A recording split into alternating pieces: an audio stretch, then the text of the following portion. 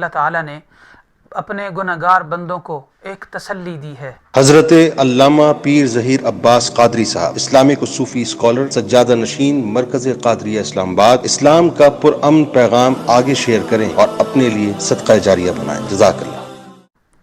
بسم اللہ الرحمن الرحیم۔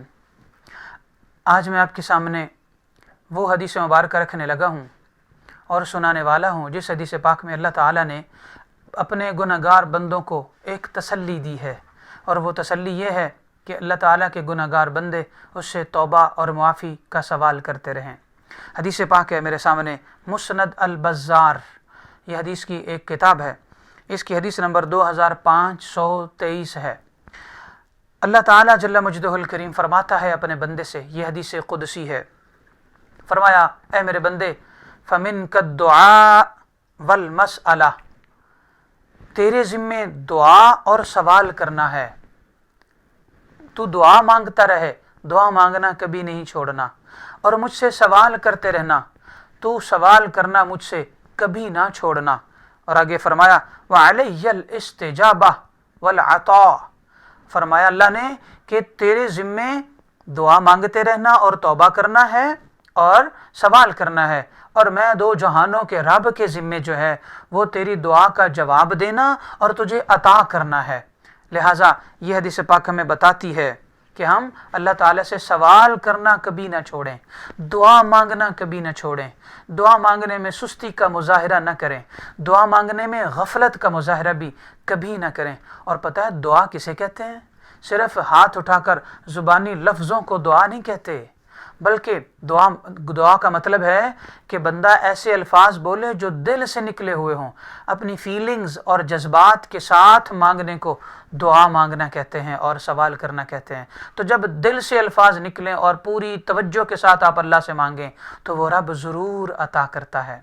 ایک دوسری حدیث مبارکہ میرے سامنے موجود ہے، یہ حدیث پاک صحیح ابن حبان کے اندر آئی ہے اور حدیث نمبر 1748 ہے، 1748، حضور سید دو عالم صلی اللہ تعالیٰ علیہ وآلہ وسلم کے بارے میں ہے، اور اس حدیث پاک کے دو راوی ہیں، ایک حضرت ابو ہریرہ رضی اللہ عنہ اور دوسرے حضرت ابو سعید خدری رضی اللہ عنہ۔ کہتے ہیں کہ حضور سرور دو عالم علیہ السلام ممبر پر جلوہ گر ہوئے اور تشریف لائے۔ آقا علیہ السلام نے فرمایا والذی نفسی بیدہ، قسم ہے مجھے اس ذات کی جس کے قبضہ قدرت میں میری جان ہے۔ ایک بار فرمایا، دوسری بار پھر فرمایا والذی نفسی بیدہ، مجھے اس ذات کی قسم جس کے قبضہ قدرت میں میری جان ہے۔ تیسری بار پھر فرمایا والذی نفسی بیدہ، مجھے اس ذات کی قسم ہے جس کے قبضہ قدرت میں میری جان ہے۔ جب آقا علیہ السلام نے 3 بار فرمایا ثم سکت، حضور سرور دو عالم صلی اللہ علیہ وسلم یہ بڑے ہی خوبصورت الفاظ مگر اللہ تعالیٰ کی بارگاہ میں قسم ارشاد کر کے خاموش ہو گئے۔ تو پھر کیا ہوا؟ فَأَكَبَّرَ كُلُّ رَجُلٍ مِّنَّا يَبْكِي حُزْنًا لِيَمِينِ رسول اللہ صلی اللہ تعالیٰ علیہ وآلہ وسلم۔ تو صحابی کہتے ہیں کہ آقا علیہ السلام نے جب 3 بار قسم ارشاد فرمائی تو ہم غمگین ہو گئے، ہم پریشان ہو گئے، پتہ نہیں کون سی اہم بات بیان ہونے والی ہے، پتہ نہیں کتنی خاص بات بیان ہونے والی ہے۔ اور آقا علیہ السلام 3 بار قسم ارشاد فرماتے ہی نہیں تھے، یہ آپ کی عادت مبارکہ میں سے ہی نہیں تھا۔ تو کہتے ہیں ہم رونے لگے، ہماری آنکھوں سے آنسو جاری ہو گئے اور ہم زارو قطار رونے لگے۔ کہتے ہیں کہ حضور سید دو عالم صلی اللہ تعالیٰ علیہ وآلہ وسلم نے جب یہ باتیں بار بار قسم ارشاد فرمائی اور آقا علیہ السلام کی اس قسم کو دیکھ کر ہم پریشان بھی ہوئے، پھر ہم رو پڑے۔ جب ہمارا رونا دیکھا تو آقا علیہ السلام نے اللہ تعالیٰ کا اگلا فرمان سنایا، وہ فرمان ہے جو ہم گناہ گاروں کو ڈھارس دیتا ہے، ہم گناہ گاروں کو تسلی دیتا ہے، ہم گناہ گاروں کو جینے کی امید دیتا ہے، اور ہم گناہ گاروں کو اللہ کی بارگاہ میں جھک جانے کا حوصلہ دیتا ہے۔ اللہ تعالیٰ نے ارشاد فرمایا ما من عبد یؤدی الصلاۃ الخمس، میرا بندہ جب 5 نمازیں ادا کرتا رہے، ویصوم رمضان، اور رمضان المبارک کے روزے رکھتا رہے، ویجتنب الکبائر السبع، اور وہ 7 بڑے गुनाहों से बचता रहे, यानी 7 कबीरा गुनाह जो हैं उनसे बचता रहे। इल्ला फुतिहत लहू अबवाबुल जन्नति समानियति यौमल क़ियामा, तो जब वो इन गुनाहों से बचता रहा, नमाजें अदा करता रहा, रोज़े रखता रहा, तो फिर रब्बे कायनात जन्नत के 8 दरवाजे उस पर खोल देगा। और आगे फरमाया हत्ता इन्नहा लतस्तफ़िक़, यहाँ तक कि हर दरवाज़ा उनमें से हिर्स करेगा कि ये मेरे अंदर से गुजर कर जन्नत में दाखिल हो जाए। तो फरमाया कि हर दरवाज़ा जो है ना वो बेचैन हो जाएगा, लतस्तफ़िक़, हर दरवाज़ा जन्नत का बेचैन हो जाएगा।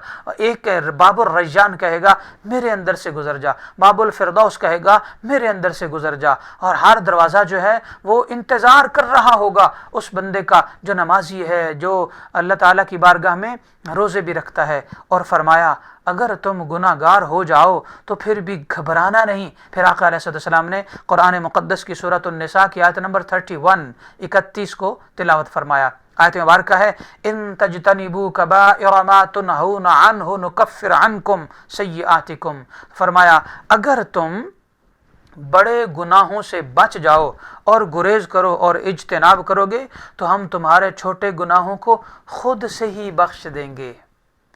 तो इस हदीस पाक से हमें पता चला कि बड़े गुनाहों के लिए तौबा करना ज़रूरी है, और जो छोटे गुनाह हैं वो रोज़ा रखने से, सजदे करने से, नमाज पढ़ने से खुद ही मुआफ़ हो जाते हैं। लिहाजा अपने जबीनों को अल्लाह की बारगाह में झुकने से कभी मत रोकिए और गफलत का शिकार न होने दीजिए। रमज़ानुल मुबारक आ जाए तो रोज़ों से कोई भी बहाना हो, जहाँ तक मुमकिन हो सके रोज़ा हर सूरत रखिए, क्योंकि ये गुनाहों की बख्शिश का सबब है। और अगर 7 बड़े गुनाहों में से कोई भी हो जाए, फौरी अल्लाह की बारगाह में सजदा रेज़ होकर मुआफ़ी मांगिए। वो अल्लाह ताला सजदे में सर रख के मुआफ़ी मांगना आपका काम है।